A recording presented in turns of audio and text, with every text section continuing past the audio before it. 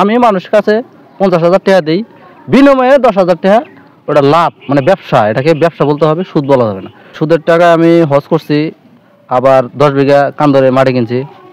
শুধু তাই না, আমি এখন চিল্লা দিয়ে আইছি, চিল্লা টিল্লা দিয়ে এসে একটা মাদ্রাসা দিছি, গোড়ার মাদ্রাসা চালাই। মানে আল্লাহর রহমতে এখন ভালো আছে আর কি। দর্শক আসসালামু আলাইকুম, আমার সামনে যাকে দেখতে পাচ্ছেন এনার নাম সুদারু মানিক। আসসালামু আলাইকুম। ওয়ালাইকুম ভালো আছেন? ইল্লাল্লাহ ইল্লাল্লাহ, আলহামদুলিল্লাহ ভালো আছি। আচ্ছা, আপনার কাছে আমার প্রশ্ন যে এলাকা থেকে শুরু করে সর্ব জায়গায় আপনার নাম সুদারু মানিক বলে পরিচিত হচ্ছেন এবং সবাই জানে আপনি সুদখোর একজন মানুষ। তাই আপনি এই যে এত কিছু করছেন এবং সুদ খাচ্ছেন, এই বিষয়ে আপনার কথা কি বা উক্তি কি? এই বিষয়ে আমার কোনো মাথা ব্যথা নেই, কারণ মানুষ আমাকে সুদারু বলে আমার পাপগুলা তারা নিতেছে, কারণ আমি কোনোভাবেই সুদের মধ্যে নাই। আমি মানুষের কাছে 50,000 টাকা দিই, বিনিময়ে 10,000 টাকা ওটা লাভ, মানে ব্যবসা। এটাকে ব্যবসা বলতে হবে, সুদ বলা যাবে না। বিনিময়ে 50 দিলে 60,000 নেই, এভাবে ব্যবসা করে চলি। এটাকে যে সুদ বলবে সে হারাম কথা বলতেছে, এটা সুদ না, এটা ব্যবসা। মানে এটা আপনার কাছে ব্যবসা? তা আমরা শুনলাম যে আপনি হজ করেছেন, এটাও কি সুদের টাকা দিয়ে? জি, সুদের টাকা আমি হজ করছি, আবার 10 বিঘা কান্দরে মাটি কিনছি।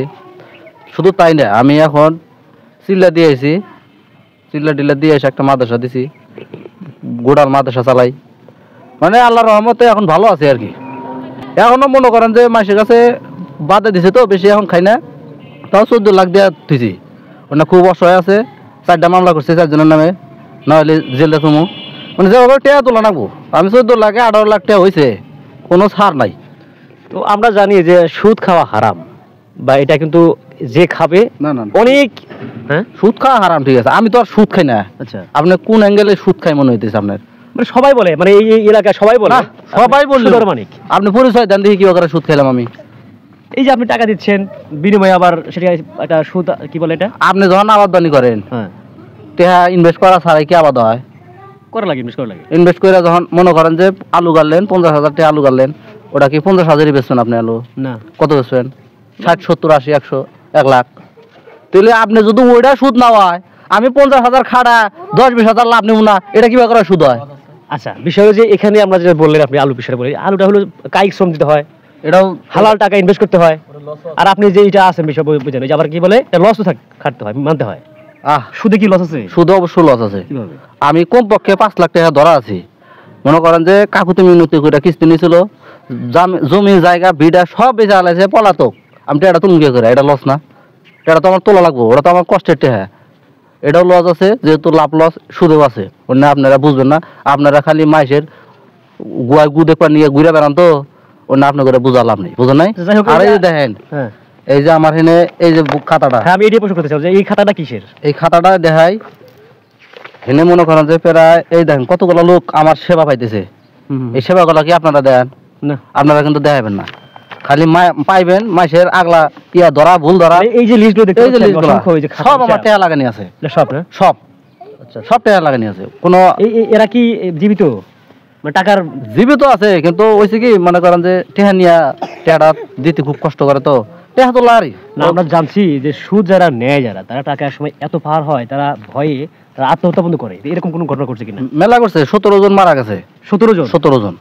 মানে হয়েছে শুরুতে তো আমি বেশি লাভ খাইনি, এখন টাকা বেশি হয়েছে, এখন 10,000 নিলে আপনাকে প্রতি সপ্তাহে 1200 করে টাকা দেন। তাহলে এখন কিস্তি যখন নিব তখন কিন্তু দিন বর্ব করা যায়। আচ্ছা মানিক সাহেব, আপনার কাছে সর্বশেষ প্রশ্ন, আপনি এই যে এই টাকা দিয়ে আপনি হজ করলেন, তারপরে মসজিদ করছেন, মাদ্রাসা করছেন, জমিও নিয়েছেন, এত কিছু হওয়ার পরে কি এখন সুদ খান কিনা? না না, আপনি বারেবারেই ভুল কথা কইতেছেন। এটা আসলেই সুদ না, এটা একটা ব্যবসা। আমি ব্যবসার ভিতরে আছি, ব্যবসাকে আল্লাহ রসুল হালাল বলছেন, এটা তো জানেন। তাই আমি ব্যবসার ভিতরে আছি, এখন একটু কমাই দিছি, বয়স ভার হয়েছে। এখন বাকি জীবনটা আল্লাহর তসবিহ, আল্লাহর কালাম পয়রা জানি কাটাতে পারি, দোয়া করবেন, এই আমার জীবন আর কিছু নেই। দর্শক, এরকম মানিক অসংখ্য এই সমাজে চলমান, তারা কিন্তু দিব্যি সুদ খাচ্ছে, সুদটাকে তারা বৈধতা দিচ্ছে এবং মনে করছে এটাই হালাল। কারণ তারা যতই আপনি বোঝান না কেন, এরকম টাইপের লোক অসংখ্য রয়েছে এবং কিয়ামতের আগ পর্যন্ত থাকবে। যতই কোরআনে আয়াত দিয়ে বোঝান না কেন, যত সামাজিকতা দিয়ে বোঝান না কেন, তারা এভাবেই চলবে। তো আমাদের এই ভিডিওর বিষয় হচ্ছে যে এরকম লোক সমাজে এখনো আছে, তারা হজও করে, যাকাত দেয়, সবই করে, কিন্তু দিন শেষে সে সুদারু হয়েই মৃত্যুবরণ করে। আমরা চাই না যে এরকম সুদারু ঘরে ঘরে তৈরি হোক এবং আমাদেরকে আল্লাহ সেখান থেকে বাঁচিয়ে নিক, হেফাজত করুক। ধন্যবাদ, আসসালামু আলাইকুম।